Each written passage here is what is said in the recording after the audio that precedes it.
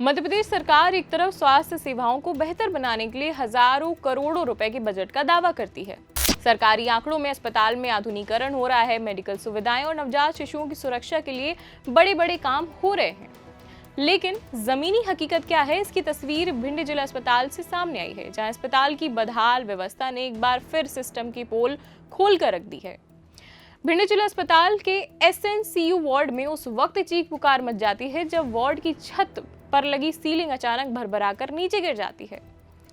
अगर वहां कोई नहीं बैठा होता तो शायद ये मामला इतना बढ़ता भी नहीं, लेकिन जिस वार्ड में नवजात जिंदगी से लड़ रहे थे, जहां माएँ अपने बच्चों को गोद में लेकर बैठी थी और जिन पर ये सीलिंग गिरी है, वहां 3 महिलाएं बैठी थी जो कि अपने बच्चे को स्तनपान यानी ब्रेस्ट फीड करा रही थी। उस माँ बच्चे पर ये सीलिंग भरभरा कर गिरी। अब अचानक तेज धमाके के साथ सीलिंग गिरी, पूरा वार्ड दहशत में भर गया। इस हादसे में 3 महिलाओं के साथ एक नवजात शिशु घायल हो गया। सोचिए, अगर सीलिंग कुछ इंच इधर उधर गिरती तो शायद तस्वीर और भी भयावह हो सकती थी।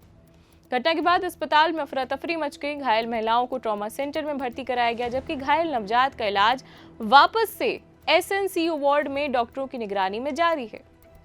अब सवाल ये है कि आखिर करोड़ों रुपए का स्वास्थ्य बजट आखिर जाता कहां है।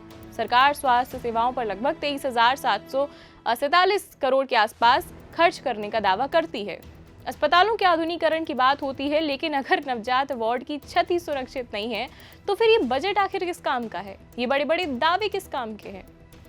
सबसे बड़ा सवाल जिम्मेदार अधिकारियों पर भी खड़ा होता है। क्या अस्पताल प्रशासन को पहले से बिल्डिंग की हालत की जानकारी नहीं थी? अगर थी तो समय रहते मरम्मत आखिर क्यों नहीं कराई गई? और अगर जानकारी नहीं थी तो फिर निरीक्षण और सुरक्षा जांच सिर्फ कागजों तक ही सीमित है क्या?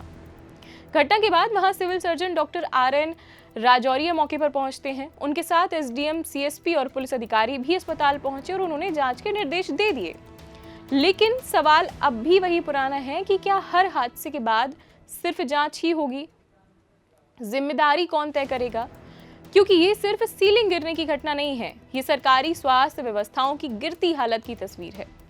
ये उन दावों पर सवाल है जिनमें कहा जाता है कि सरकारी अस्पताल अब हाईटेक और सुरक्षित हो गए हैं, जिनके नाम पर हर साल वोट मांगे जाते हैं।